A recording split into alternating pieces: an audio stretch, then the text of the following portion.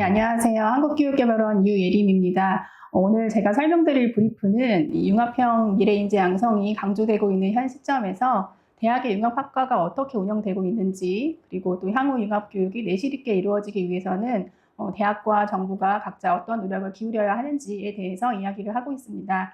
그러면 지금부터 이제 오늘 브리프 내용 간단히 설명드리도록 하겠습니다. 네, 브리프 2페이지에 제시되어 있는 그림인데요. 이 그림 1에서는 2014년부터 2023년까지 전체 학과에서 융합학과가 차지하는 그 수와 비율의 변화 양상을 보여주고 있습니다. 그래서 이 그래프를 보시면 지난 10년간 대학에서 융합학과가 꾸준히 증가하고 있는 것을 확인해 보실 수 있습니다. 그런데 이제 이런 양적 확산은 대학 구성원들에 의해서 자발적으로 추진되었다기보다는 정부 재정 지원 사업에 대한 대응 차원에서 이루어졌다는 것이 대학 현장의 설명입니다. 그래서 이제 대학의 융합학과가 지속적으로 그리고 내실 있게 운영되지 못했다는 그런 비판들이 제기가 되고 있습니다. 예, 오늘 이제 말씀드린 이 브리프에서는 우리나라 4년제 대학의 융합학과 운영 현황을 개설과 폐지, 그리고 강좌 운영 방식, 신입생 충원율과 취업률이라는 세 가지 측면에서 살펴보고요. 이를 통해서 융합학과의 현재를 진단해 보고자 합니다. 네, 이제 지금 보시는 그래프는 이제 브리프 3페이지에 나와 있고, 이제 융합학과의 개설과 폐지 현황입니다. 그래서 이 그림을 통해서 지난 10년간 대학의 융합학과가 개설되는 것 못지않게 폐지도 빈번하였음을 확인해 볼 수가 있습니다. 또한 융합학과를 신설하는 것보다는 기존의 학과명을 단순히 변경한다던가 이러한 경우들이 더 많다는 것을 또 발견해 볼 수가 있습니다. 그리고 또 다음 그림, 브리프 4페이지에 제시되어 있는데요. 이 그림을 살펴보면 융합학과는 수도권 대학에서 많이 개설되었지만 폐지율 자체는 비수도권 대학에서 상대적으로 더 많았음을 확인해 볼 수가 있습니다. 이를 통해 대학에서는 융합인재 양성이라는 그런 시대적 요구와 학령 인구 감소에 대한 대응 전략으로 융합학과를 빠르게 개설하고 대응하였지만 지속적으로 운영하는 데에는 다소 어려움이 있었음을 실증적으로 확인해 볼 수 있습니다. 한편 또 이제 그림 3을 살펴보시면요. 대학의 융합학과는 공학 계열, 그리고 그 중에서도 컴퓨터 통신 분야에서 가장 많이 개설되었습니다. 최근 첨단 신산업 분야의 인재 양성이 강조되면서 인공지능, 빅데이터, 네트워크 등 IT를 기반으로 융합되는 학문 분야의 수요가 증가하였는데요. 이에 대한 대응 차원에서 해당 분야의 공학 계열의 융합학과가 늘어난 것으로 해석해 볼 수 있습니다. 지금부터는 이제 융합학과의 강좌 운영 방식에 대해서 말씀드리도록 하겠습니다. 브리프 기준으로 5페이지의 표 1을 보시면 융합학과에서는 전체 학과와는 좀 다르게 전공 선택 시기인 2학년 대상의 강좌가 가장 많이 운영되고 있음을 보실 수 있습니다. 또 이제 그림 5를 살펴보시면 융합학과의 강좌는 교양보다는 전공 중심으로 교과목이 운영되고요. 그리고 전공 중에서도 실험 실습보다는 이론 중심의 강좌 개설률이 높게 나타났습니다. 또한 이제 브리프의 6페이지 그림을 살펴보시면 융합학과의 강좌는 팀 티칭으로 운영되기보다는 일반 교수자 개인의 강의식 수업으로 많이 이루어졌고요. 그리고 평가 방식상으로도 살펴보면 그 절대평가보다는 학생들의 상대평가 방식으로 강좌가 운영되고 있음이 확인됩니다. 다음으로는 이제 브리프의 6페이지 융합학과의 충원율과 취업률입니다.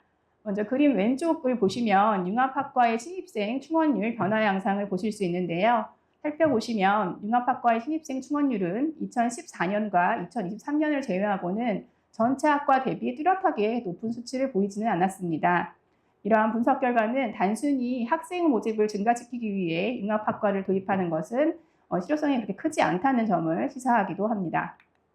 오른쪽 그림은 융합학과의 취업률 변화 양상을 보여줍니다. 융합학과의 졸업생 취업률은 전반적으로 전체 학과 대비 높은 수준으로 나타났습니다. 또한 최근 5년 동안 전공 계열별로 또 이러한 융합학과의 졸업생 취업률을 살펴보면 이러한 특징은 융합학과의 개설이 꾸준히 증가한 공학 계열, 사회 계열에서 동일하게 나타나는 것을 볼 수 있습니다. 다만 인문 계열과 자연 계열, 그리고 예체능 계열 같은 경우에는 일부 시점에서 융합학과의 졸업생 취업률이 전체 학과 대비 낮은 수치를 보이기도 하였습니다.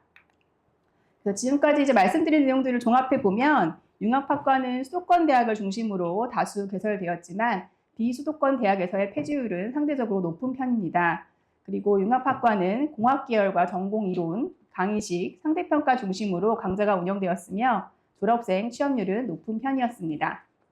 그래서 이러한 현황 진단을 바탕으로 이제 향후 대학 융합 교육이 내실 있는 운영과 지속 가능성을 확보하기 위해서 어떤 노력이 필요할지 이제 고민해 본 내용들을 말씀드리도록 하겠습니다. 첫 번째로는 융합학과의 질 관리를 체계적으로 마련하고 실행해야 합니다. 즉 교원 개인의 열의와 성의에 기대하기보다는 대학의 공식적인 지원 체계를 바탕으로 교원의 융합교육 역량 강화를 도모할 필요가 있습니다. 이때에는 이제 교원 간의 수업 공동 설계나 학문 교류 그리고 융합 연구 지원 이런 것들을 활성화하는 것도 도움이 될 것으로 보입니다. 그리고 이제 그 두 번째로 이제 수업 관련된 부분인데요.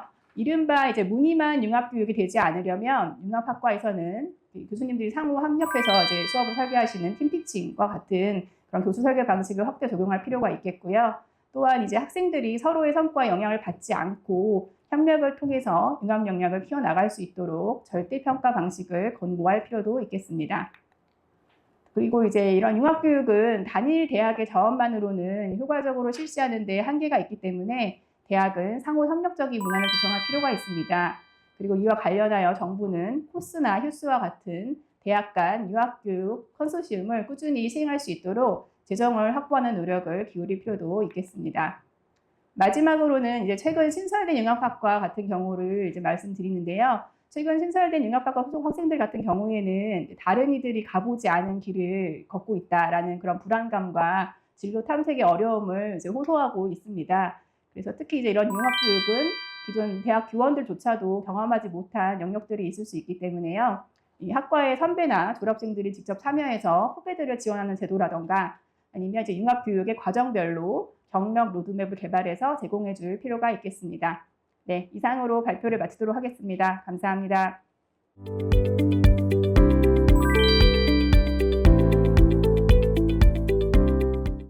네, 현재 융합교육이 이제 공학계열 중심으로 이제 운영되고 있는 것은 어찌 보면 당연해 보일 수도 있을 것 같고요. 워낙 요새 첨단 산업이나 이제 신산업 관련된 수요가 많아져서 이제 그에 대한 대응 효과로 이제 판단을 하고 있습니다. 그리고 또 이제 이런 배경에는 아마 이제 초기 융합교육이 그 소프트웨어 중심 대학 사업이라던가 이런 신기술 수요 관련 정부 정책 사업에서 강조되어서 됐던 그런 배경들도 아마 고려될 수 있을 것 같습니다.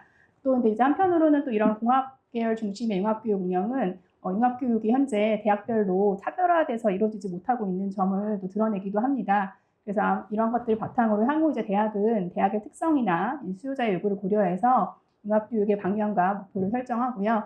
또 이제 이를 바탕으로 다양한 융합교육 모델을 발굴할 필요가 있을 것으로 보입니다. 그래서 뭐 융합교육 다양한 모델 같은 경우에는 뭐 기초역량 강화형 이런 것도 있을 수가 있겠고요.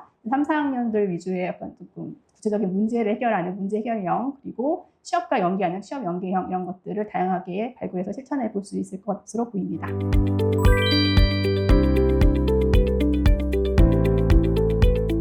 네, 이제 오늘 말씀드린 브리프에서는 융합학과를 중심으로 이제 융합교육 말씀드렸는데요. 저희가 작년에 수행했던 그 대학의 융합교육 실태 분석 및 발전 방안 보고서에서는 이제 융합학과 이외에도 융합전공이라던가 융합형 마이크로 디그리, 그리고 코스나 휴스 같은 대학 간 컨소시엄 같은 다양한 형태의 융합교육 사례를 다루고 있습니다.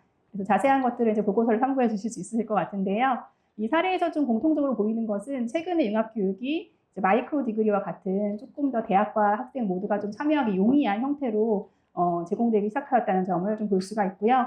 그리고 특히 최근에는 이제 지역사회를 포함한 현장 기반의 어떤 학생 참여 중심 활동들이 융합교육을 통해서 확대되고 있는 점도 확인해 볼 수가 있습니다. 그래서 그러면 실제 융합교육이 얼마나 이제 효과를 보이고 있는가에 대해서 또 많은 질문들을 주시는데요. 대학 현장에 계신 분들의 이제 이야기를 들어보면 융합교육이 이제 제대로만 이루어진다면 학생들의 문제 해결 능력이라던가 창의력, 자기주도성, 그리고 좀 더 유연한 개방적인 사고 이런 것들이 신장된다는 것을 이제 체감하신다고 합니다. 그리고 이제 학생들한테도 인터뷰를 해보면 학생들도 본인들 전공 이외에 다양한 진로를 탐색할 수 있는 그런 기회가 되어서 최근 이제 무전공제 같은 이제 전공자를 선택지에서도 이런 융합교육들이 많이 조금 결합돼서 이루어지는 것으로 저희도 이제 확인할 수 있었고요.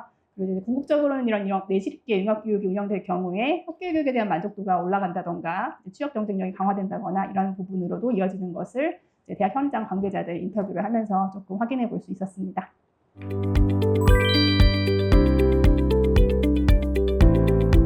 주신 그런 개학학과도 저희 이제 KD의 고등교육 통계에서 학과 조사할 때 포함이 되어 있습니다. 그래서 그 말씀 주신 계약학과 포함해서 분석됐다는 점 확인 드릴 수 있을 것 같고요.